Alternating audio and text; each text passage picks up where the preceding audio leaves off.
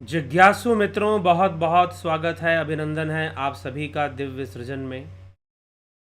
प्रत्येक दिवस की भांति आज फिर हम यहाँ पर यह लाइव चर्चा का कार्यक्रम शुरू कर रहे हैं। और इस लाइव चर्चा के कार्यक्रम का जो विषय है, सूक्ष्म जगत स्वप्न रहस्य। सूक्ष्म जगत क्या है, स्वप्न रहस्य क्या है।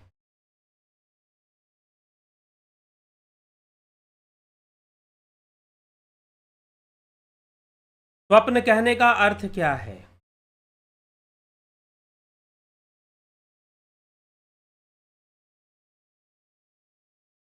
तो स्वप्न रहस्य और सूक्ष्म जगत, इस विषय पर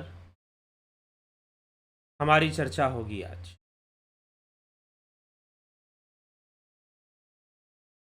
इस विषय को कैसे समझना चाहिए, इस पर हम आज विचार करेंगे।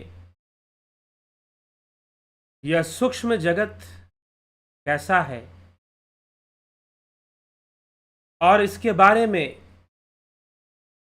किस तरह के तथ्य हमारे सामने आते हैं।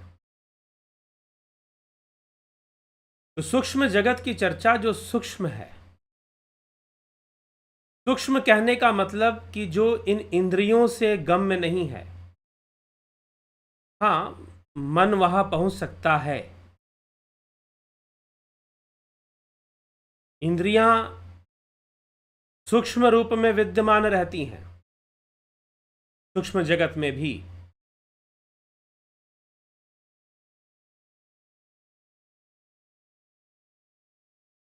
इसलिए इस सूक्ष्म जगत की जो व्याख्या है, उपनिषदों में हमें प्राप्त होती है, और हम अपने व्यवहारिक जीवन में सूक्ष्म जगत को कैसे अनुभव कर सकते हैं, उस पर भी हम चर्चा करेंगे कि व्यवहारिक जीवन में सूक्ष्म जगत को कैसे हम समझ सकते हैं। उपनिषदों में इसकी चर्चा हमें प्राप्त होती है, अलग ढंग से प्राप्त होती है, लेकिन समझने में हमारी बहुत सहायता करती है। मांडुक्य उपनिषद के अंतर्गत ऐसी चर्चा हमें प्राप्त हो जाती है। क्या चर्चा प्राप्त हो जाती है कि 3 अवस्थाएं हैं चेतना की। 3 अवस्थाएं हैं चेतना की: जागृत, स्वप्न और सुषुप्ति। जागृत, स्वप्न और सुषुप्ति की जो व्याख्या है, वैश्वानर, तेजस और प्राज्ञ। तो सूक्ष्म जगत को, स्वप्न को तेजस अवस्था के नाम से भी जाना जाता है। मांडुक्य उपनिषद चेतना के इन विभिन्न स्तरों की चर्चा करता है। लेवल्स ऑफ कॉन्शियसनेस, और अनुभूतियां अलग अलग होती हैं। अनुभूतियां कैसी होती हैं? तो रिलेटिव होती हैं। जिस अवस्था में आप हैं, आपको वैसा ही ज्ञान होना शुरू होगा, उसी के अनुकूल।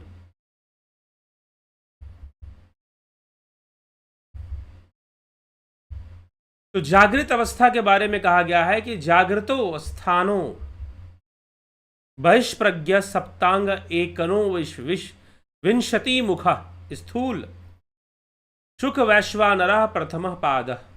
जो प्रथम पाद है, आत्मा का प्रथम पाद, चेतना का, जागृत अवस्था। 19 मुख वाला, 19 मुख क्या है?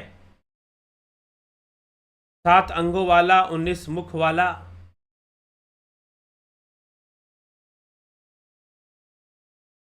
ठीक। 7 अंग किस प्रकार से बताए गए हैं? 7 अंग आदिगुरु शंकराचार्य ने अपने भाष्य में इसे आत्मा का धूलोक शिर, सूर्य उसका नेत्र है, वायु उसका प्राण है, आकाश देह है, अन्न है, अन्न का कारण रूप जल ही मूत्र स्थान है, पृथ्वी चरण है।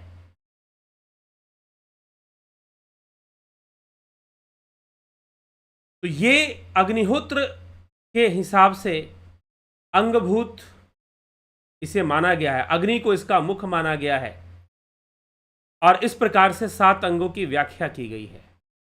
कुछ उपनिषदों में थोड़ी अलग व्याख्या भी मिलेगी, लेकिन शंकराचार्य भाष्य की मैं बात कर रहा हूं।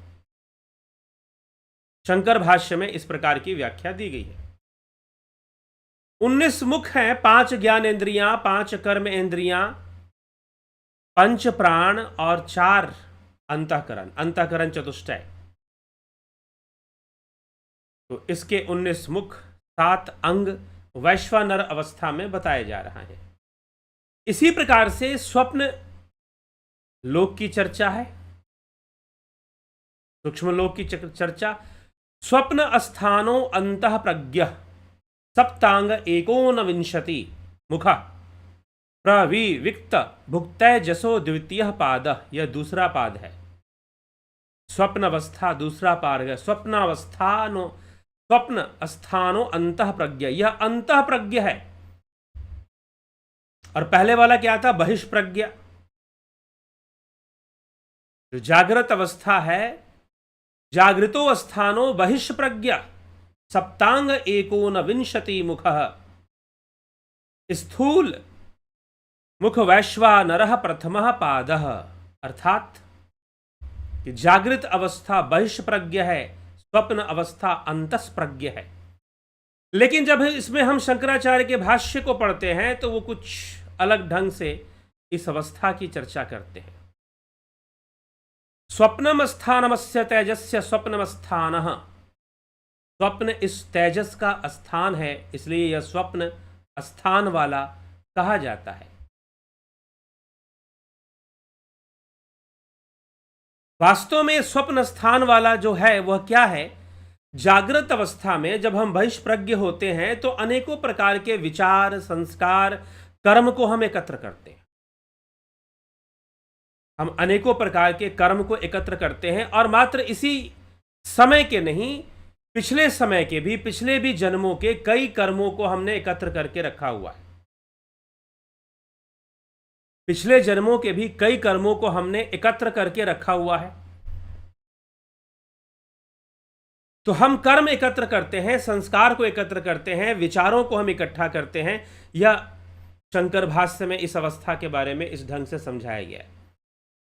तो मनुष्य अनेकों कर्मों को करता है और अनेकों विचारों को ग्रहण करता है, और उसकी बुद्धि जो है इन सब चीजों को ग्रहण करती है। लेकिन ये जो अंतःकरण का जो कार्य है वो किस रूप में होता है? अंतःकरण का जो कार्य है, क्योंकि देखिए श्लोक से तो मैं पढ़कर आपको अर्थ बता दूंगा, लेकिन हमारे यहां पर मस्तिष्क में बात समझ में आनी चाहिए, कॉन्सेप्ट क्लियर होना चाहिए कि क्या चीज है, सूक्ष्म अवस्था क्या चीज है, सूक्ष्म जगत क्या है, और यह स्वप्न अवस्था क्या है, स्वप्न रहस्य क्या है, पूरी चीज क्या है, पूरी बात क्या है। हालांकि अलग अलग उपनिषदों में सूक्ष्म अवस्था की अलग अलग स्थिति बताई गई है, क्योंकि एक ही विषय को कई ढंग से बताया जा सकता है। फिर वही बात आ जाएगा, एकम सत्यम विप्रा बहुधा वदंती। एक ही सत्य को विद्वान लोग अलग अलग ढंग से देखते हैं और बताते हैं। अभी पीछे हमने जैन दर्शन का स्यादवाद समझा था, अनेकांतवाद, कि आप एक ही विषय का ज्ञान अनेक एंगल से देखते हुए व्याख्या कर सकते हैं। तो उसी प्रकार से ऋषि मुनियों ने उपनिषद में इन विषयों का ज्ञान, जैसे कि तैत्तरीय उपनिषद में भी चर्चा आ जाती है, सूक्ष्म जगत की, सूक्ष्म जीवों की चर्चा आ जाती है उपनिषदों में। फिर स्थूल, पहले सूक्ष्म सृष्टि फिर स्थूल सृष्टि की चर्चा आ जाती है। तो इस प्रकार से यह जो स्वप्न है यह क्या है? मनुष्य ने जो अनेकों अपने चित्त के अंदर, चित्त में जो उसने डाटा कलेक्ट करके रखा है, निद्रा की अवस्था में जब हम सो जाते हैं, उस समय उसमें से थोड़ा सा कुछ कॉन्शियसली नहीं, सब कॉन्शियसली, अवचेतन रूप से कुछ जो भी जागृत अवस्था में जीव ने, मनुष्य कहना गलत होगा, जीव ने जो भी ग्रहण किया है इंद्रियों के माध्यम से, वो सब उसके चित्त में पड़ा हुआ है। अब जो चित्त में पड़ा हुआ है वही स्फुरित होता है, स्फुरन होता है। उसका क्या होता है? स्फुरन होता है। वही बात आदि गुरु शंकराचार्य भी अपने मांडुक्य उपनिषद के भाष्य में देते हैं। जागृत प्रज्ञानेक साधना बहिर् विश्वे वाव भासमाना मनः स्पंदन मात्रा सती तथा भूतम संस्कार मनस्याधते। स्पंदन मात्रा, स्पंदन मतलब स्फुरन, स्पंदन मतलब वेव्स, स्पंदन मतलब वाइब्रेशंस। स्पंदन मात्रा, जो स्वप्न है वो स्पंदन के रूप में है। ये एक दृष्टि है, यह एक तुलनात्मक दृष्टि है। कैसी तुलनात्मक दृष्टि है? आप जब स्थूल जगत के रूप में देखेंगे तो स्वप्न क्या है? स्पंदन है, एक स्फुरन है, एक स्पंदन है, एक स्फुरन है स्वप्न। जब आप एक जागृत अवस्था से तुलना, क्योंकि जागृत अवस्था में हम चीजों को स्थूल समझते हैं, वैसे देखा जाए तो ये जागृत अवस्था, ये जितना भी है, ये भी सब एक स्फुरन है, सब एक स्पंदन ही है। आपका शरीर, आपका ये संपूर्ण संसार एक स्पंदन ही है। लेकिन यहां पर एक तुलनात्मक तरीके से आदिगुरु शंकराचार्य समझा रहे हैं कि ये जो स्थूल जगत है, ये जो जागृत अवस्था है, जो बहिष्प्रज्ञ है, और जो सूक्ष्म जगत है, जो स्वप्न लोक है, जो स्वप्न अवस्था है, वह क्या? अंतःप्रज्ञ है। स्वप्न स्वयं के भीतर, जो स्वयं में स्थित है, वो अपने आप ही स्फुरित होता है, स्पंदित होता है। जैसे कि स्फुरन होना, वाटर फिल्म्स देखे होंगे आपने कि किस प्रकार से पानी के फव्वारे के ऊपर लाइटिंग देकर फिल्म बनाई जाती है, फिल्म दिखाई जाती है। वाटर फाउंटेन पर कई जगहों पर आपको मिल जाएगा इस तरह का दृश्य, बड़े बड़े शहरों में भी, और अब तो कई जगहों पर ऐसा मिलता है कि वाटर फाउंटेन फिल्म चलती है। वाटर फाउंटेन के ऊपर प्रोजेक्टर लगाकर पानी की बूंदें होती हैं, उस पर वो फिल्म चल रही होती है, पर्दे पे नहीं, पानी के फाउंटेन पर। तो इस तरह से क्या है? एक स्फुरन है, एक स्पंदन है। तो वैसे ही जो भी हमने संस्कार इकट्ठे किए हैं, उन सब के वशीभूत एक स्पंदन शुरू हो जाता है, जो हमें स्वप्न में दिखाई देता है। अब वो स्पंदन, क्योंकि हम उस अवस्था में, हमारा जो मन है अवचेतन अवस्था में रहता है, तो अवचेतन रूप से वो कई चीजें स्वप्न में देखेगा, कई चीजें वो स्वप्न में देखेगा। जैसे कि मान लीजिए कि आप कहीं गए थे, आप जो है कहीं गए थे और आप किसी गाड़ी से जा रहे थे, बस से जा रहे थे मान लीजिए, या ट्रेन से जा रहे थे। आपने ट्रेन की खिड़की से देखा एक बहुत बड़ा हाथी भी जा रहा है एक रास्ते से, आपने कुछ ऐसा दृश्य देखा, और आपके बगल में, ट्रेन में आपके बगल में कोई दूसरा अनजाना व्यक्ति बैठा हुआ था, उससे आप बातचीत कर रहे थे। अब मान लीजिए कि वो चीज आपके उसमें है, और फिर आपने स्वप्न देखा। जब स्वप्न देखा तो आप देख सकते हैं कि ट्रेन है, या फिर ट्रेन बगल में जा रही है, आप हाथी पे बैठे हुए हैं, या फिर आप देख सकते हैं कि हाथी ट्रेन में घुस गया। इस तरह का स्वप्न आ सकता है। लेकिन स्वप्न तो कई प्रकार के आते हैं ना, ऐसा नहीं कि हम जो डेली 2-4 दिनों में चीजें देख रहे हैं वही आ रहे हैं, ऐसा नहीं है। कई बार हमें ऐसे स्वप्न भी आते हैं जिनका कोई मतलब पता नहीं चलता, जिनका कोई हमें अर्थ पता नहीं चलता है। और कई बार हम स्वप्न में ऐसी घटनाएं घटती हैं, स्लिप पैरालिसिस, कभी वीडियो लाएंगे स्लिप पैरालिसिस के ऊपर अलग से। कई बार स्वप्न में ऐसी घटनाएं घटती हैं कि आप किसी व्यक्ति से झगड़ा कर रहे हैं। ये सच्ची घटना बता रहा हूं, लोग बताते नहीं हैं लेकिन मुझे पता चली तो मैं बता रहा हूं। एक ऐसी घटना एक जगह पे घटी थी, तो वहां पर एक दंपति, एक परिवार था और उनकी घटना थी। वो जो भाई साहब थे उनको सपने आते थे, ड्रीम्स आती थी, और जब सपने आते थे तो सपने में वो किसी से झगड़ा करते थे वो, और झगड़ा करते समय हाथ पैर वो चलाते थे, लेकिन जो अपने बेड पर भी उनका हाथ चलता था। फिर पता चला अपने उनकी बगल में सोई हुई उनकी पत्नी, उसको ही 2-4 हाथ लगा दिया। अब वो डर के उठ जाती। अब ऐसा कई बार हो गया, और जब कई बार हो गया तो परिवार, वो दोनों परेशान रहने लगे।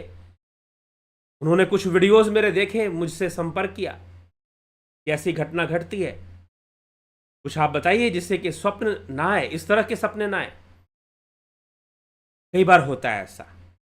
कई बार लोग सपना देखते देखते कई तरह के कर्म करने लग जाते हैं, घूमने फिरने लग जाते हैं, ठीक है, कुछ नाचने भी लग जाते हैं।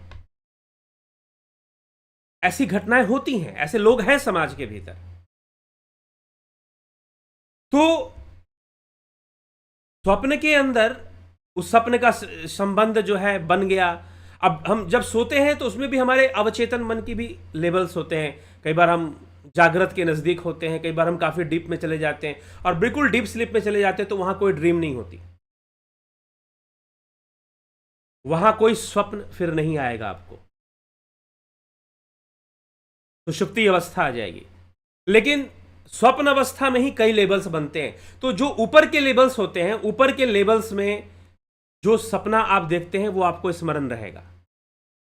नीचे के लेवल्स में अगर आप देखेंगे जरूर, लेकिन आपको याद नहीं रहेगा। आप सोचेंगे कुछ देखा तो था मैंने स्वप्न में, लेकिन याद नहीं आ रहा मैंने एग्जैक्टली क्या देखा था। ऐसा होगा। यह बात सत्य है कि जागृत अवस्था में बहुत सारे कर्म संस्कार जो हमने इकट्ठे किए हैं, उन्हीं के प्रभाव से हमें स्वप्न बनते हुए दिखाई देते हैं। लेकिन ऐसा नहीं है कि जो आजकल में आपने किए, हो सकता है कि बहुत पहले पिछले जन्मों में भी आपने बहुत सारी चीजें की, क्योंकि हमारा जो चित्त है ना, एक बहुत बड़ा चिप है, वो पावरफुल चिप है जिसमें कि अनेकों जन्मों का डाटा भी है। कुछ लोग कहते हैं कि पिछले जन्म जान सकते हैं कि नहीं। जी हाँ, उनको भी आप चाहे तो खुरेद कर जान सकते हैं। हाँ, यद्यपि कोई बहुत अच्छा आइडिया नहीं है ये कि आप जाने, क्योंकि सब कुछ पॉजिटिव पॉजिटिव। एग्जैक्टली जब आप पिछले जन्मों को देखेंगे, ध्यान रखिएगा, पीछे अभी कहीं पर मेरी बात चल रही थी तो कहीं पर लोग पास्ट लाइफ रिग्रेशन और पिछले जन्मों की बात कर रहे थे,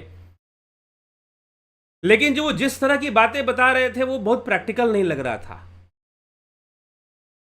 क्योंकि एग्जैक्टली जब पिछला जन्म दिखेगा ना, वास्तव में जब पिछले पास्ट लाइफ आपको दिखनी शुरू हो जाएगी, तो उसके बाद आपकी इच्छा होगी कि मुझे अब नहीं देखना है, मुझे अब नहीं देखना है। क्योंकि कई जन्मों में कई तरह की अवस्थाओं में आप रहे हैं, कई योनियों में और कई तरह की अवस्थाओं में आप रहे हैं। उसमें बहुत सारी नकारात्मक अवस्थाएं हैं, नेगेटिव चीजें हैं।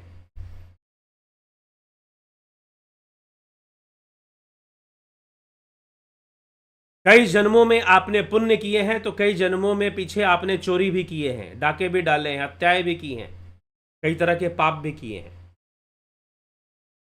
और जब रियल पास्ट लाइफ दिखाई देगा तो सारी चीजें सामने आएंगी, पॉजिटिव पॉजिटिव ही चीज सामने नहीं आएगी। ठीक है, तो जब अब आप खुद से उसको देखेंगे, जानेंगे, तब अपने से, अपने ध्यान के माध्यम से, अपनी साधना के माध्यम से, ना कि कोई आपको दिखा रहा है।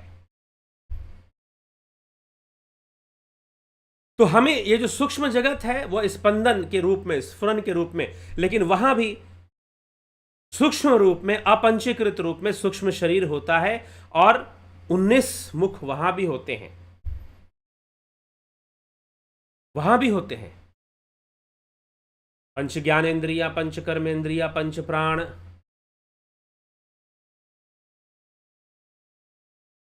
अंतःकरण चतुष, अंतःकरण इसको बना के रखता है, सूक्ष्म रूप में बना के रखता है, और अंतःकरण के कारण चीजें चलती रहती है। और हमें स्वप्न में लगता है कि हम बिल्कुल साधारण मनुष्य की तरह ही हैं हम, और सारी चीजें हम देख रहे हैं, अच्छी चीजें हम देख रहे हैं, हमें ऐसा लग रहा होता है, और हमें सब सत्य लग रहा होता है, कुछ भी असत्य नहीं होता। इसलिए आदि गुरु शंकराचार्य कहते हैं कि स्वप्न में जो सत्य है वो स्वप्न का सत्य ही है, उसे असत्य मत बोलिए।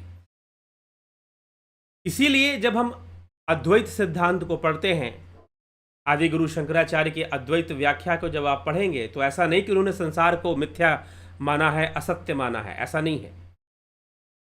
व्यवहारिक दृष्टि से सत्य माना है। स्वप्न की अवस्था में भी वो स्वप्न का सत्य है। तो अब सत्य बदल रहा हो, स्वप्न का सत्य कुछ और हो गया, जागृत का सत्य कुछ और हो गया, तो इसका मतलब यह है कि स्वप्न का भी सत्य सत्य नहीं, जागृत अवस्था का भी सत्य सत्य नहीं। अंततः जब आपको ज्ञान हो जाएगा, आप पारमार्थिक सत्ता को जब जान जाएंगे, आत्मा को जब जान जाएंगे, तो आपको समझ में आ जाएगा ना तो स्वप्न का सत्य सत्य है, ना ही जागृत अवस्था में सत्य है। तो उस अवस्था में, पारमार्थिक अवस्था को प्राप्त करने के बाद आप कह सकते हैं कि ब्रह्म सत्यम जगन मिथ्या। वहां से यह प्रमाणित होना शुरू हो जाएगा। तो सूक्ष्म जगत, स्वप्न, वहां पर स्फुरन के रूप में सारी चीजें हो रही हैं, और जैसे ही हम नींद से जागते हैं सब खत्म हो जाता है। तो उसमें सब कुछ चल रहा है, चल रहा है। आप सो जाते हैं और आप ऐसी चीजों को देखना शुरू कर देते हैं। विज्ञान के हिसाब से हम समझे तो हमारे ब्रेन में एक मेलाटोनिन हार्मोन सीक्रेट होता है जो हमें नींद को इंड्यूस करता है, और ब्लड का जो फ्लो है वो ब्रेन की ओर कम हो जाता है।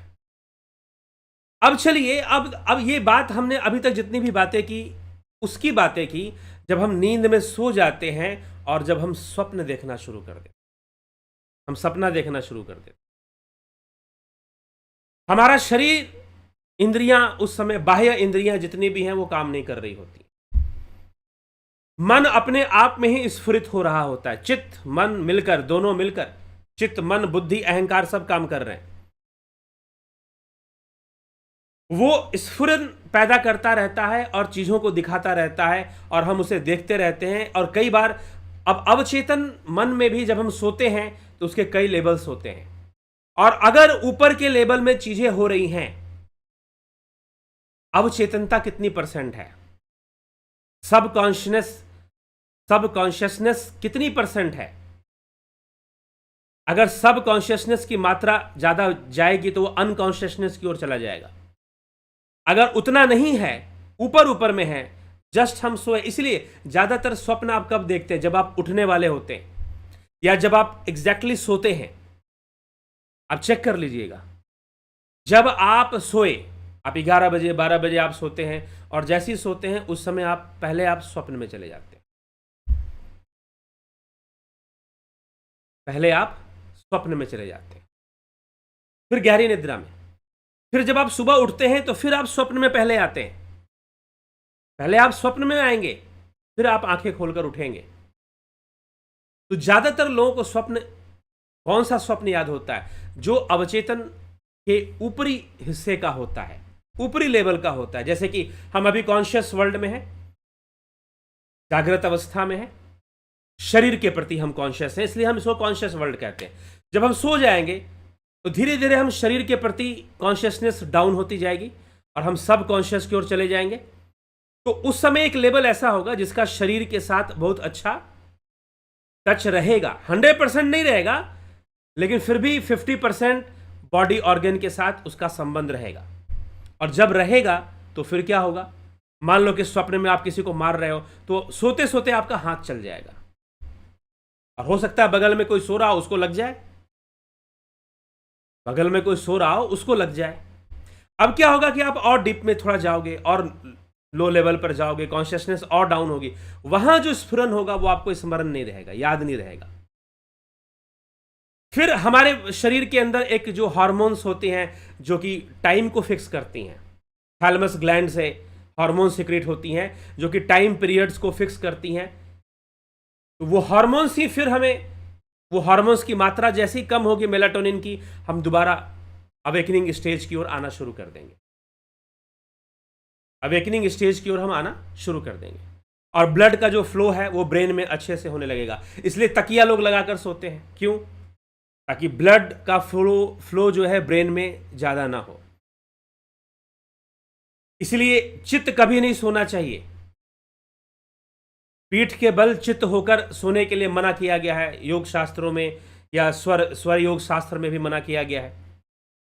आदमी को बाएं करवट सोना चाहिए, इसलिए नहीं क्योंकि बाएं करवट सोनेंगे तो सूर्य नाड़ी चलेगी, और सोते समय सूर्य नाड़ी ही चलनी चाहिए प्रारंभ में। तो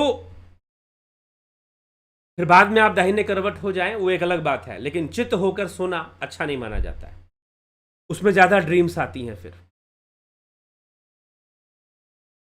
तो इस तरह से झुकाव थोड़ा सा ब्रेन को मिलता है तो ब्लड का फ्लो डाउनवर्ड हो जाता है और एक सुकून के साथ आदमी सो जाता है। इसीलिए योग में भी जिनको हाई ब्लड प्रेशर वगैरह की प्रॉब्लम होती है उनको मना किया जाता है कि आप शीर्षासन या हेड डाउन करने वाले जो पोजेज हैं वो नहीं करेंगे,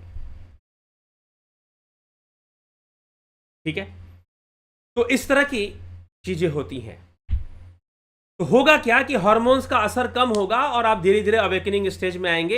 एक हार्मोन जो कि टाइम को फिक्स करता है हमारे मस्तिष्क के अंदर, तो उससे ये संभव हो पाता है कि टाइम से हम उठ पाते हैं। और जब हम उठेंगे तो फिर स्वप्न से होते हुए आएंगे, स्वप्न अवस्था से गुजरते हुए हम उठेंगे, स्वप्न अवस्था से गुजरते हुए हम जागृत अवस्था में फिर हम आ जाएंगे और उठ जाएंगे, हम जागृति आ जाएगी।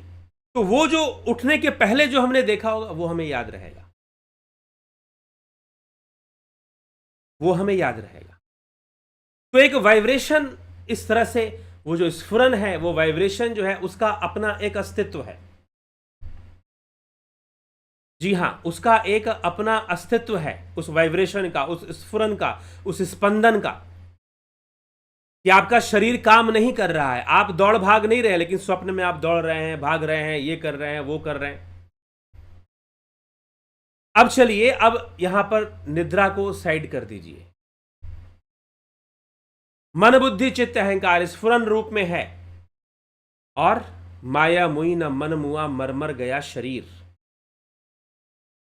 कबीर साहिब कहते हैं, माया मुई न मन मुआ मरमर गया शरीर, आशा तृष्णा ना मरे कह गए दास कबीर।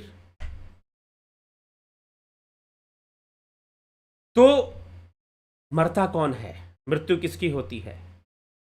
जब व्यक्ति की मृत्यु होती है,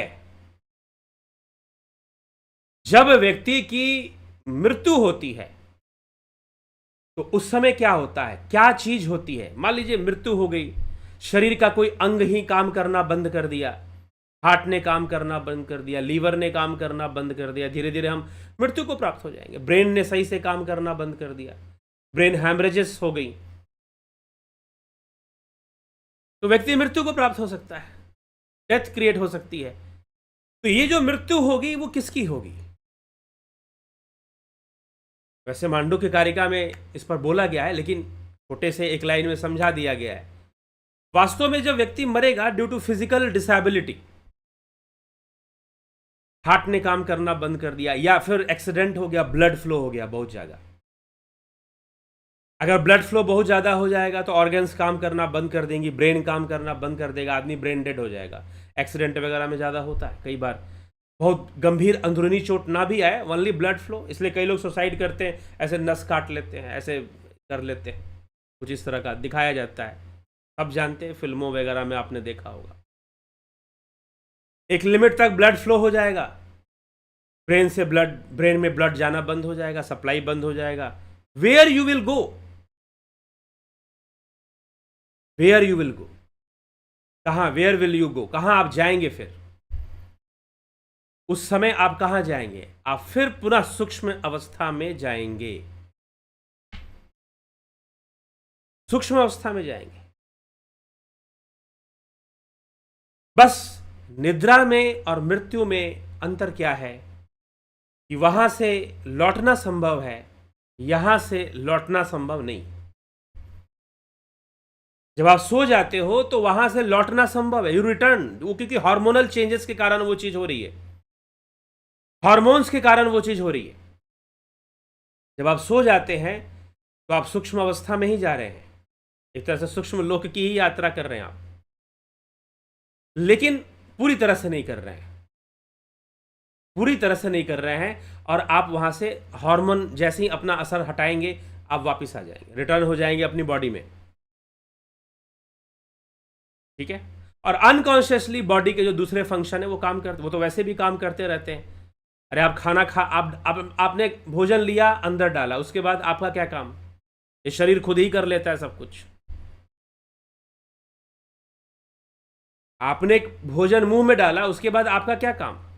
अंदर जाता है, पेट में जाता है, छोटी आंत बड़ी आंत, डाइजेस्ट वाइजेस्ट ऑब्जर्व सब होकर फिर बाद में मल के रूप में बाहर निकलेगा। हाँ, अनकॉन्शियसली आप ही कर रहे हैं इसको, ये भी बात सही है। तो इस तरह से जब डेथ, मृत्यु होगी तो उस समय क्या होगा? उस समय फिर से क्या होगा? ब्रेन में जो ब्लड का सप्लाई है या ब्रेन की जो एक्टिविटीज है वो काम करना बंद कर देंगी, जठराग्नि बंद हो जाएगी और शरीर जो जागृत अवस्था थी वो धीरे धीरे शांत हो जाएगी। लेकिन जागृत अवस्था शांत हुई है, मन बुद्धि चित्त अहंकार फिर भी काम करेंगे, अंतःकरण का अस्तित्व रहेगा क्योंकि वो सूक्ष्म है। कई ऐसे मौतें होती हैं, कई ऐसी डेथ्स होती हैं, मौतें होती हैं जो कि सोए सोए हो जाती हैं।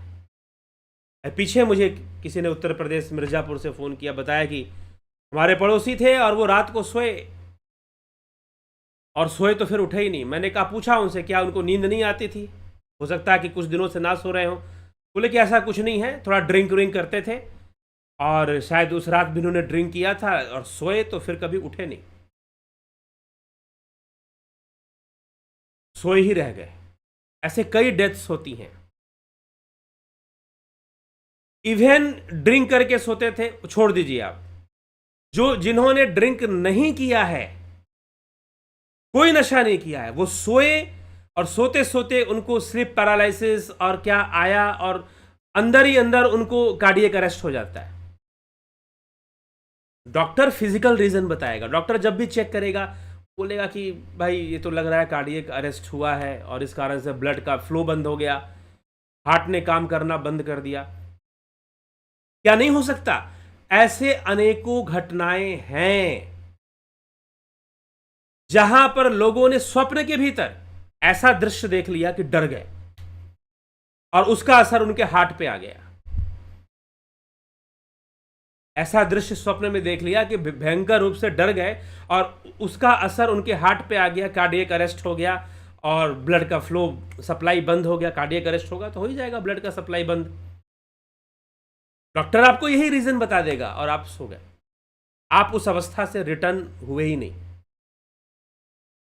ऐसी कई घटनाएं हुई हैं जहां पर लोग, साधारण लोग, ना उन्होंने नशा किया है ना कोई दूसरा रीजन है, बस वो सोए और सोए रह गए, उठे ही नहीं।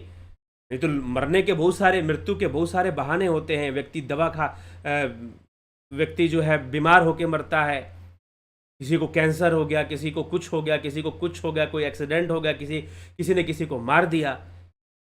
अनेकों कारण हैं मृत्यु के, लेकिन ऐसे भी रहस्यमयी मौतें होती हैं जो कि आदमी सोया और फिर उठा ही नहीं।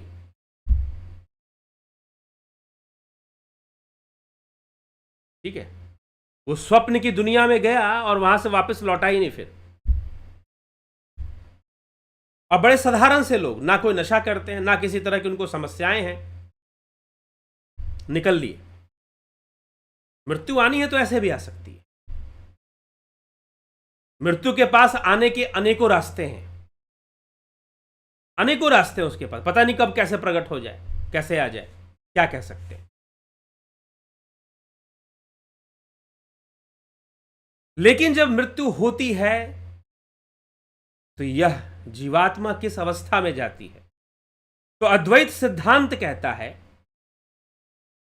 मांडुक्य कारिका सीधा बताती है कि मृत्यु जब हो जाती है तो सिर्फ जागृत अवस्था नष्ट होगी। जो तीन अवस्थाएं और बताई गई हैं, जागृत, स्वप्न और सुषुप्ति, स्वप्न और सुषुप्ति, ये दोनों अवस्थाएं रहेंगी। ये दोनों अवस्थाएं रहेंगी, ये नष्ट नहीं होंगी, इनका स्फुरन रहेगा, क्योंकि न माया मुई न मन मुआ।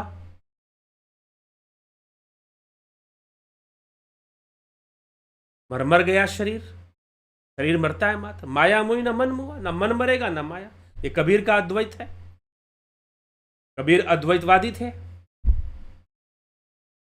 तो शरीर मर जाएगा, फिजिकल सिस्टम आपका डिस्ट्रॉय हो जाएगा और जागृत अवस्था खत्म हो जाएगी, लेकिन स्वप्न अवस्था, सुषुप्ति अवस्था रहेगी। यहां तक कि जो विदेशी पैरानॉर्मलिस्ट हैं या साइकोलॉजिस्ट हैं, उनमें भी कई इस बात को मानते हैं कि मरने के बाद भी अस्तित्व जीव का रहता है। और कई हैं, उसमें आपके बड़े बड़े नाम आते हैं, विलियम क्रुक्स हैं, फिर आपके विलियम जेम्स हैं। तो वो अवस्था आपकी रहेगी, उसका स्फुरन रहेगा, उसका स्पंदन रहेगा, बना रहेगा स्पंदन, और वो अवस्था काम करेगी, कर्म करेगी। और स्वप्न अवस्था में कर्म होता है, कर्म नहीं होता तो सुषुप्ति में नहीं होता, या इन तीनों से परे जाकर कोई तुरीय अवस्था को प्राप्त करे, तो जीवात्मा फिर उस अवस्था में रहना शुरू कर देगी। अब उस अवस्था में अपने कर्मों के अनुसार पहले तो उसे समझ में नहीं आएगा।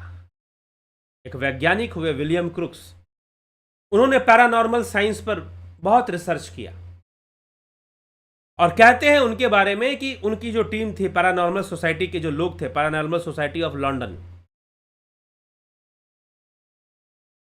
उन्होंने अपने मित्रों को कहा, उनके बहुत अच्छे मित्र थे मायर्स, जो कि एक पोएट थे, उनको कहा कि मैं मरने के बाद लौटूंगा, तुमसे मिलूंगा, तुमसे नहीं, और भी लोगों को कहा कि मैं मिलूंगा।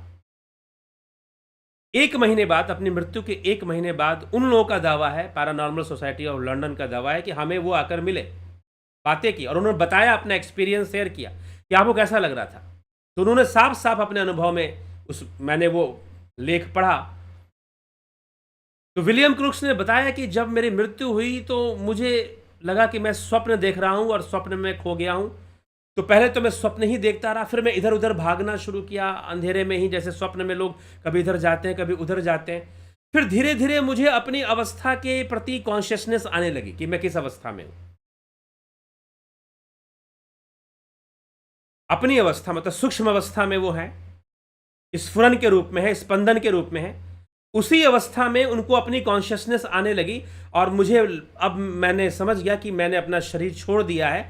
और उन्होंने कहा कि मृत्यु इतनी दुखदाई नहीं होती है जितना लोग सोचते हैं।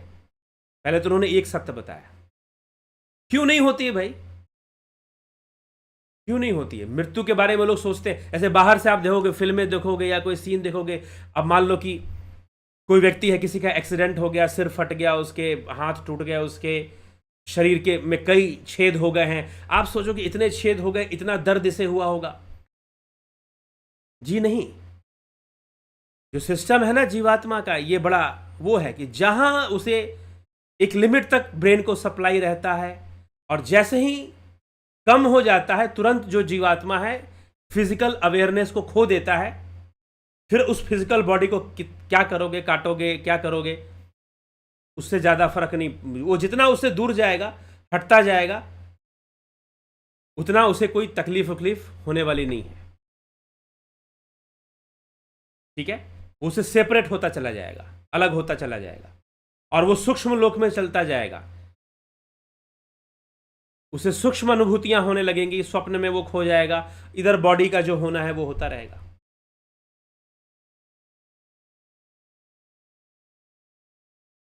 ठीक है, इसीलिए हाँ, बॉडी के साथ उसका संपर्क जरूर है, लेकिन वो संपर्क कॉन्शियस नहीं रह जाएगा, क्योंकि ब्रेन तो काम नहीं कर रहा है, फिजिकल ब्रेन उसका डिस्ट्रॉय हो चुका है। हाँ, सूक्ष्म बुद्धि उसकी है, लेकिन जो बॉन्डिंग थी वो बहुत वीक पड़ गई है, ना के बराबर हो गई है। और जब शरीर को जला दिया जाता है तो बची खुची बॉन्डिंग भी खत्म हो जाती है, बची खुची जो बॉन्डिंग है। इसलिए द बेस्ट क्या चीज है कि आप अगर हम स्पिरिचुअली देखें तो, बाकी बहुत सारे रीजन बताया जाए वो एक अलग बात है, स्पिरिचुअली देखें तो क्रीमेशन ज्यादा अच्छा है, ताकि उस जीवात्मा का संपूर्ण संबंध उस शरीर से बिल्कुल नष्ट हो जाए और वो स्वतंत्र यात्रा कर सके, आगे की गति के लिए वो तैयार हो सके। तो उसके भटकने के जो संभावनाएं हैं वो कम हो जाते हैं। तो अब वो जो जीवात्मा है उसे कर्म संस्कार चित्त में पड़े हुए हैं, अब उसके अकॉर्डिंग उसकी मूवमेंट शुरू हो जाएगी, सूक्ष्म जगत में शुरू हो जाएगी। अब बहुत अच्छे कर्म है तो बहुत सूक्ष्म लोक में भी अनेक योनियां होती हैं, जैसे कि स्थूल लोक में अनेक योनियां हैं, कोई कुत्ते की योनि में, कोई बिल्ली की योनि में, कोई गाय की योनि में, कोई भैंस की योनि में, कोई इस मानव शरीर वाले योनि में, कोई बंदर की योनि में। वैसे सूक्ष्म जगत में कोई प्रेत की योनि में, कोई देव की योनि में, कोई यक्ष की योनि में जा रहा है अपने कर्मों के अनुसार, अगर उसे वहां रहना है तो, और उसे अत्यधिक आसक्ति हुई, मेमोरी तो उसका है, मेमोरी में चीजें पड़ी हुई हैं, चित्त में सारी चीजें पड़ी हुई हैं, वहां से वो सारी चीजें ले रहा है, ग्रहण कर रहा है, और उसमें जो जो उसे मिलेगा वैसे वैसे वो मूवमेंट करता जाएगा, मूवमेंट करता जाएगा। जिसके प्रति आसक्ति है उस तरफ वो चलता जाएगा। उसकी जो मूवमेंट होगी तब फिजिकल नहीं होगी, तब भावनात्मक अधिक होगी, साइकोलॉजिकल अधिक होगी, भावनात्मक अधिक होगी। हाँ, ये बात अलग है कि साइकोलॉजी अभी रिसर्चेस चल रही हैं कि after death existence of psychology इतना है। कई साइकोलॉजिस्ट मानते हैं, कई साइकोलॉजिस्ट नहीं भी मानते हैं कि आफ्टर डेथ साइकोलॉजी एग्जिस्ट करती है कि नहीं, या फिजिकल बॉडी की तरह साइकोलॉजी, मन भी नष्ट हो जाता है, नहीं होता। तो सूक्ष्म जगत में विचरण फिर शुरू हो जाता है, यात्रा फिर शुरू हो जाती है, और अगर सब कुछ ठीक है, उसको आगे की यात्रा करनी है तो उसको वैसा देह शरीर मिल जाएगा। लेकिन अत्यधिक आसक्तियां हुई थी उसकी, बनी हुई है उसी शरीर से, तो फिर क्या होगा? बनी हुई है तो फिर क्या होना है? फिर जो है वो ज्यादा भटक सकता है ऐसी योनियों में, जिसको हम प्रेत योनि कहते हैं। ऐसी योनियों में वो अधिक घूम सकता है, अधिक भटक सकता है, और उसका टाइम बहुत बीतेगा उसमें। क्यों? क्योंकि जो रेट ऑफ चेंज है वो वहां पर स्लो है। तो टाइम इज रिलेटिव, ये हमारे शास्त्रों ने बहुत पहले प्रूव किया है। जी हाँ, अगर आप मान लीजिए कि 2 मिनट का कोई सपना देख रहे हैं, स्वप्न में आप कोई घटना देख रहे हैं कि भाई मैं भाग रहा हूं और मुझे कोई भगा रहा है, फिर मैं रुक जाता हूँ, फिर मैं ये दिशा पकड़ लेता हूँ, फिर मुझे कोई आदमी मिलता है, और ये सब सारी घटनाएं घट रही हैं। तो ये जितनी भी घटना आपने घटी, आपको लगेगा कि ये 2 से 5 मिनट का होगा, लेकिन इतना ही सब कुछ देखने में आपके बाहर में सुई जो है वो 2 घंटा घूम जाएगी। ठीक है। अब ये बहुत ही एक पर्सनल एक्सपीरियंस हो जाता है, जो कि मैं आपको अभी शेयर नहीं कर सकता हूं। यहां तक पॉसिबल है कि आप उसमें इस बाहरी दुनिया के कंपैरिजन में जो है समय बहुत लंबा बीत जाए, लेकिन आप वहां पर 500 वर्षों तक भी बिता दें, लेकिन आपको वहां 500 वर्ष फील नहीं होंगे। क्यों नहीं फील होंगे? क्योंकि वहां पर जो रेट ऑफ चेंज है वो स्लो है। ठीक है, वहां पर बदलाव तेजी से नहीं हो रहा है। भागवत महापुराण में हमें इसका एक एग्जाम्पल मिलता है, कथा है। क्या उदाहरण मिलता है कि ब्रह्मा जी ग्वालों को जो है कृष्ण के जो मित्र हैं उन सबको चुरा कर ले जाते हैं कि देखते हैं कृष्ण क्या करते हैं। तो वो ले जाते, बोले कि ले जा रहा हूँ, शाम को वापस कर दूंगा, अगले दिन वापस कर दूंगा, 1 दिन के लिए ले जा रहा हूँ बस।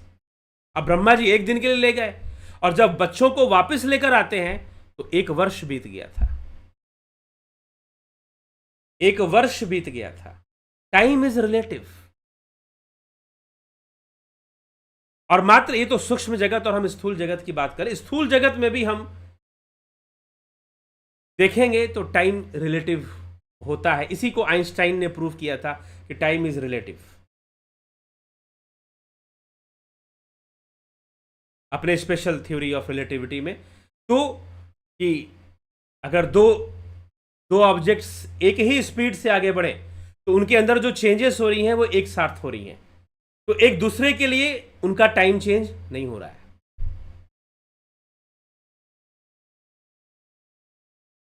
ठीक है, तो क्या स्पीड है, क्या चीजें हैं, तो टाइम समय जो है वहां अलग चलता है, यहां अलग चलता है सूक्ष्म जगत में।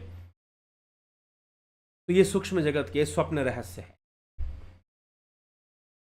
अब मनुष्य को क्या करना चाहिए? मनुष्य को यह करना चाहिए कि वो अच्छे विचार, अच्छे संस्कार, शुभ विचार और संस्कारों का एकत्र करे, और सबसे ज्यादा मुक्ति के संस्कार एकत्र करे, ताकि उसे दिशा मिले, वो सूक्ष्म जगत में भी उसको डायरेक्शन मिले कि मुझको मुक्ति प्राप्त करनी।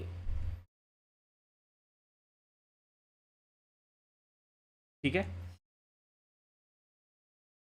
तो योगी जो योग करने में रत है, इसलिए भगवान श्री कृष्ण से अर्जुन पूछता है कि अगर कोई योग भ्रष्ट हो गया, किसी की मृत्यु हो गई, तो जितनी साधना उसने की उसका क्या?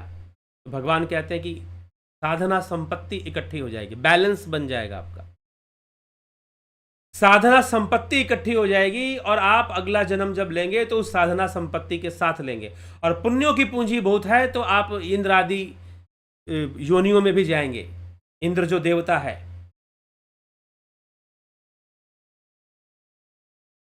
ठीक, इंद्रियों का देवता वास्तव में, तो वो जो है इंद्र, उनको समस्याएं होंगी, उनके योनियों में जाएंगे आप, देवसुख भोगेंगे आप, और फिर से आप जन्म लेंगे और एक योगी के रूप में जन्म लेंगे, श्रीमानों के घर में जन्म, ऐसे भगवान श्री कृष्ण ने समझाया। तो साधना संपत्ति कभी भी नष्ट नहीं होती है, जो आपने साधना की है। आप जिसका चिंतन करेंगे, जिसको आकर्षित करेंगे, लॉ ऑफ अट्रैक्शन काम करता है। इस पे भी एक दिन मुझे वीडियो बनानी है, लॉ ऑफ अट्रैक्शन पर, क्योंकि बहुत मिसगाइड होते हैं लोग इसके चक्कर में।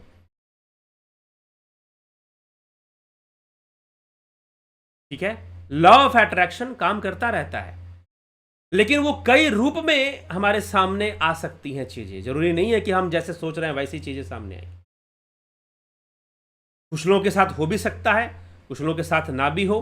तो इसीलिए आप जब फल को निश्चित करते हो तो समस्या वहां पर होती है। आप खुद के लिए प्रॉब्लम क्रिएट करते रहते हो लॉ ऑफ अट्रैक्शन के चक्कर में। इसीलिए किस चीज का चिंतन होना चाहिए? मुक्ति का चिंतन होना चाहिए, क्योंकि बंधन है, संसार के जितने सुख हैं वो भी दुख का कारण बनना शुरू कर देते हैं। तो इसीलिए हमें मुक्ति के लिए चिंतन करना चाहिए, मोक्ष के लिए चिंतन करना चाहिए, योग का चिंतन और योग का अभ्यास करना चाहिए, ध्यान का अभ्यास करना चाहिए। और ऐसे अभ्यास करते हुए अगर हम देह को त्यागते हैं तो निश्चय ही हम उस डायरेक्शन में आगे बढ़ेंगे।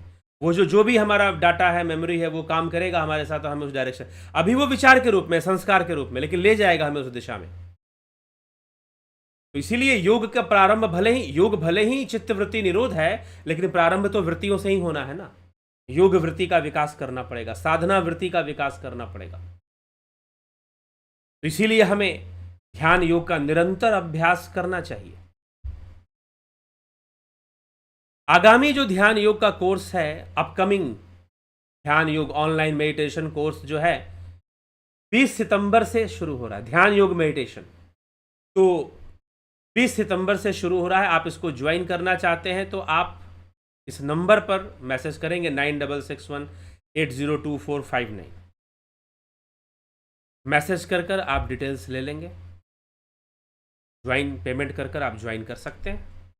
ठीक है, चलिए तो आगे बढ़ते हैं। हम आपके कमेंट्स देख लेते हैं। नवज्योति नाथ जी, जगत नारायण जी, कमलेश खैरनर जी, गुमाना राम चौहान जी, संतोष गुप्ता जी, नरेंद्र माकुड़े जी, योगेश खैरनर, गंभीर शाह, विष्णु चंद्र मौर्य, प्रमोद कश्यप, रतन सिंह, AK भट्ट जी, गोविंद प्रसाद नीमा जी, राजू पाल जी, माधुरी कोल्हे जी, संतोष कुमार जी, श्वेता राय सिन्हा जी, रामविलास जी, स्वामी भक्त देव शुभ योगी जी, धन्यवाद भारत, सन्नी राणा, ईशा जी, निशांत कश्यप, घनश्याम सरोदे, AK त्यागी, हरे कृष्ण जी, सविता नायक जी, शिखर शर्मा जी, कन्हाई कुमार जी राठौड़, विक्रम भाई, विनोद के सूद, अमन कक्कर, ओम, दीपक शर्मा जी, विक्रम सिंह जी, अमन जी, नूतन भट्ट जी, दिनेश भाई डाभी, पलकधारी, राजभर,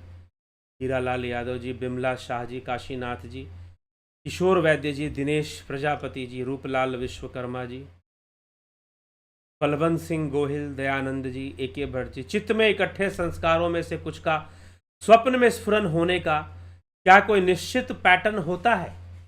मतलब कब किस प्रकार का स्वप्न आएगा, यह कैसे डिसाइड होता है? कोई निश्चित पैटर्न उसका दिखाई नहीं देता है।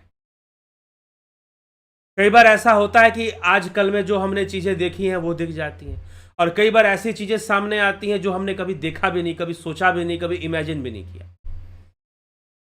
कई बार ऐसे लोग आकर मिलते हैं जिनको हमने रियल लाइफ में कभी देखा ही नहीं, और कई बार ऐसी भी घटनाएं घटती हैं कि आपने स्वप्न में देखा और एक हफ्ते बाद उस आदमी को मिल भी लिए। ऐसा भी होता है कि स्वप्न में आपने किसी व्यक्ति को देखा और एक हफ्ते बाद आप उससे मिल भी लिए, फिजिकली वो आपके सामने आ गया। ऐसा भी देखने को मिल जाता है कई बार। तो बहुत सारे इसके रहस्य हैं। तो एक निश्चित पैटर्न लेवल्स का होता है, हमारे कॉन्शियसनेस लेवल का पैटर्न होता है, और उसी पर बेस्ड होता है, उसी पैटर्न पर बेस्ड होता है कि स्वप्न कैसा आएगा। ठीक है? क्योंकि चित्त के अंदर जो हमारे अनेकों जन्मों के जो कर्म है ना, वो उनकी गुत्थी, इसलिए सूरदास जी की एक वाणी आती है, उद्धव कर्मण की गति न्यारी। मूर्ख राजा राज करत है, पंडित फिरत भिखारी, उद्धव कर्मण की गति न्यारी। उज्जवल पंख दिए बगुला को, कोयल के विधिकारी। ठीक है, उद्धव कर्मण की। तो इस तरह से ये एक बहुत ही कॉम्प्लेक्स सिस्टम है ये। ठीक है, हाँ, पैटर्न हो सकता है, पैटर्न माना गया है हर चीज में। पैटर्न कर्म के सिद्धांत में न्यूमरोलॉजी पाइथागोरस की जो है, वो मानते हैं कि हर चीज नंबर्स में होती है, तो नंबर्स में है तो उनकी कैलकुलेशन होगा, उनका पैटर्न होगा। ज्योतिष ही मानता है, लेकिन फिर भी वो बहुत ही कॉम्प्लेक्स है। कब कौन सा स्वप्न आएगा ये एग्जैक्टली बताना, हाँ, कई बार कई चीजों से प्रभावित भी चीजें होती है। जैसे कि एक एग्जांपल मैं आपको दे देता हूं। अगर आप अपने सोने की जगह को बदल दें, अगर आप सोने की जगह को बदल दें, नई जगह पर किसी रिश्तेदार के घर पे चले गए, या कहीं और चले गए, किसी घूमने के टूरिज्म के हिसाब से किसी होटल में चले गए, या कहीं पर भी आप धर्मशाला में कहीं रुके हुए हैं, वहां रुके और आपको पहले दिन हो सकता है कि ड्रीम्स ज्यादा आए।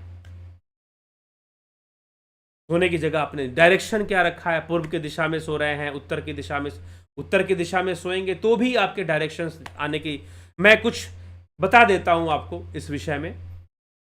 अगर आप सो रहे हैं और आपके घर का गलती से, अगर आपके घर के दीवार पर, छत पर टाई बीम जो होती है, ढलाई करते समय लोग टाई बीम लगाते हैं, तो जो लोग सावधानी से लगाते हैं वो कभी भी टाई बीम को नहीं लगाते हैं कि वो घर के बीच में आए, छत के ठीक नीचे आए, मतलब कि बीच में वो नहीं आनी चाहिए। लेकिन अगर आपके आता है वैसा, तो एक वास्तु दोष माना जाता है उसे। टाई बीम का आना बीचों बीच, रूम के बीचों बीच में, उसको भी वास्तु दोष माना जाता है। अगर वो आता है और उसके नीचे आप सोते हैं और सिर का हिस्सा अगर उसके नीचे आ रहा है, तो उस कंडीशंस में भी आपको पाया गया है कि लोगों को ड्रीम्स आना, या उत्तर की दिशा में सिर करके सोते हैं तो भी ड्रीम्स आना, या फिर पश्चिम की दिशा में सिर करते हैं तो भी ड्रीम्स आने।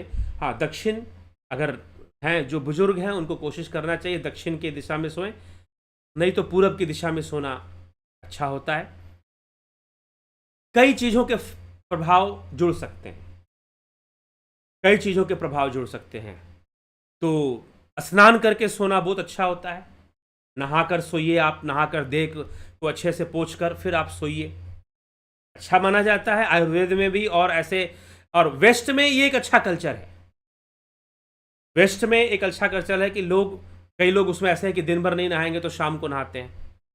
गर्मियों में हमारे देश में भी लोग, ज़्यादातर लोग शाम को नहाते ही नहाते हैं गर्मी के मौसम में। तो सोने से पहले बाथ लेना, वो भी एक अच्छा प्रैक्टिस है, अच्छी नींद आती है उससे, और ड्रीम्स कम आए। आ जाती हैं, वाइब्रेशंस हैं, कई तरह के स्पंदन स्फुरन काम करती है। ठीक है, इस चीज को बहुत अच्छे से समझने के लिए हमें ध्यान योग की गहराई में और उतरना पड़ेगा। ध्यान योग की गहराई में और उतरना पड़ेगा, तो हमें और ये बातें समझ में, कई बातें ऐसी हैं जो मैं बहुत स्पष्ट नहीं करना चाहता यहाँ पर, क्योंकि वो थोड़ा सा कुछ लोगों के लिए कुछ और हो जाएंगी।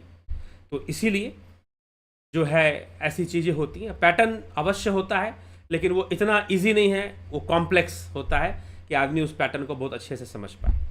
ठीक है, हाँ, अगर वो इच्छा शक्ति रखे, इच्छा करे, तीव्र इच्छा करे और ध्यान करे कि मुझे अपने पिछले जन्म दिख जाए, तो वो भी दिखने शुरू हो जाए। ये एक प्रोसेस है, हालांकि इसको हम ना ही जाने तो बेहतर है। चलिए, अमन जी, गुरुजी, मैंने सुना है कि जब हम सोते हैं तो हमारा सूक्ष्म शरीर फिजिकल बॉडी के बाहर निकल के एक्सपीरियंस लेके आती है और सूक्ष्म शरीर और भौतिक शरीर को एक सिल्वर कोड जोड़ती है जो कि टूटती नहीं है। बातें हैं, बहुत तरह की बातें हैं। ठीक है,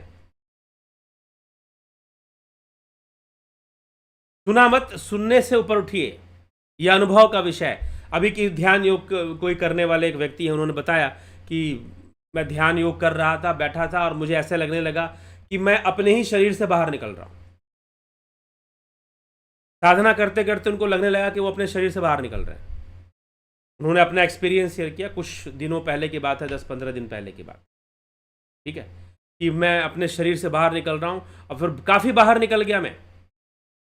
बस मेरा पैर का जो हिस्सा है वो मेरे शरीर के साथ जुड़ा हुआ है, बाकी मैं बाहर निकल गया। फिर पूरा का पूरा शरीर मेरा अंदर आ गया, पूरा का पूरा शरीर फिर से मेरे अंदर। ये ध्यान करते समय उनको ऐसा अनुभव हुआ।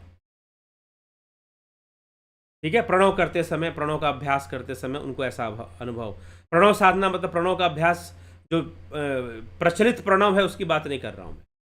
ठीक है, अजपा गायत्री की बात कर रहा हूं, और उसके भी आगे शून्य की अवस्था में जब हम पहुंच जाते, केवली अवस्था में, तो ऐसी साधनाएं करने पर सूक्ष्म शरीर का बहुत ही स्पष्ट अनुभव होना शुरू हो जाता है। ठीक है, नरेंद्र माकुड़े जी, गुरुजी आज सूक्ष्म जगत की परत दर परत खोल दिए, धन्यवाद। संतोष कुमार, स्वप्न में जब हमें कोई दौड़ाता है हम भाग नहीं पाते हैं, हमारा स्पीड बढ़ती नहीं है और सीन बहुत जल्दी जल्दी बदलते रहते हैं। जी हाँ, होता है ऐसा। आरजी जी, कुंवर जी, जय भगवती सिद्धेश नंदुरकर जी, जलाराम रायका जी, सबका बहुत बहुत अभिनंदन। खिम सुनार जी, सबका बहुत बहुत अभिनंदन है, स्वागत है। वास्तव में मैं जो भी आपको बता पा रहा हूं वो अनुभवों पर आधारित है। ठीक है, सिर्फ ये मत, हाँ, अध्ययन का मैं प्रमाण ले रहा हूं ताकि आप समझ पाए, कन्विंस हो पाए कि हाँ, इस तरह से चीज़ें काम करती हैं। शास्त्र अध्ययन हो, चाहे बहुत सारे दूसरे स्टडीज़ हैं, वेस्टर्न साइंटिस्ट के भी कई स्टडीज़ हैं इसके ऊपर, तो इस तरह की चीज़ें हैं, तो हमें समझने की आवश्यकता है और स्वयं का निर्माण करना है, स्वयं की ओर आगे बढ़ना है, स्वस्थ होना है, स्वयं में स्थित होना है, आत्मस्थित होना है। ठीक है, तो जब हम अद्वैत को समझते हैं तो अद्वैत के अंतर्गत ये सब जो बातें आती हैं कि संसार मिथ्या, तो इन सब बातों से कई कॉन्सेप्ट भी तो क्लियर होते हैं। मिथ्या कहने का मतलब ये नहीं कि अगर आदि गुरु शंकराचार्य ने ये कहा कि संसार मिथ्या है, ब्रह्म सत्य है, तो ऐसा नहीं कि उनके दिमाग में एक आया और उन्होंने कह दिया, नहीं। ये बात कहने के पहले संसार मिथ्या है और ब्रह्म सत्य है, यह बात कहने के पहले बहुत बड़ा अनुसंधान है। मानव मनोविज्ञान के ऊपर, जीवात्मा के ऊपर बहुत बड़ा रिसर्च किया गया है।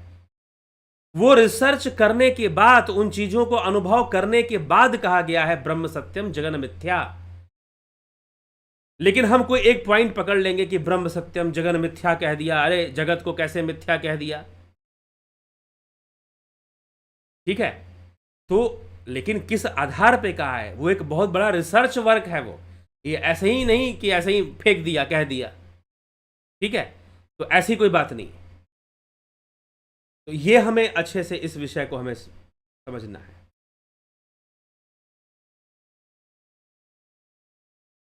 सर, प्रकृति परिवर्तनशील है, निरंतर सुख दुख आते जाते रहते हैं, तो आत्मा अपरिवर्तनशील है। तो किस कंडीशन में रहता है बताएं। अब परिवर्तनशील ही है वो, ठीक है। तो इसीलिए उसी का आधार लेकर सारी चीजें परिवर्तनशील बन रही हैं। रिलेटिविटी तभी होगी जब कुछ नॉन रिलेटिव होगा। सापेक्षवाद को निरपेक्ष तत्व की आवश्यकता होती है, ठीक ना। तो निरपेक्ष कौन है? आत्मा निरपेक्ष है, ठीक। यह सिद्धांत है। चलिए कभी इस विषय पर और गहराई में हम चर्चा करेंगे। और भी अनुभूतियां हैं, कई थ्योरीज हैं सूक्ष्म जगत के ऊपर, कई बातें हैं जो आगे के वीडियोस में आपको देखने को सुनने को मिलेंगी। प्रतीक्षा करें। तो अब समय हो गया है, विराम लेंगे, चलेंगे यहाँ से। और बहुत बहुत आभार आप सभी का। इसी के साथ विचारों को यहाँ विराम दें। कल फिर 9 PM में लाइव चर्चा मिलते हैं। आपको वीडियोज अच्छे लगते हैं, आप शेयर सब्सक्राइब जरूर किया करें। थोड़ी सी ताकत आप लोग भी लगाएं तो यह चैनल और विकसित करेगा और लोगों का ज्ञान बढ़ेगा। क्योंकि YouTube का अपना एक सिस्टम होता है जिसके अनुसार वो काम करता है, ना कि वो आपने कितना अच्छा वीडियो बनाया है इससे उनको मतलब नहीं होता है, ठीक है। तो आप जो है, वीडियो बनाना कोई हमारा लक्ष्य नहीं है, संदेश पहुंचाना लक्ष्य है।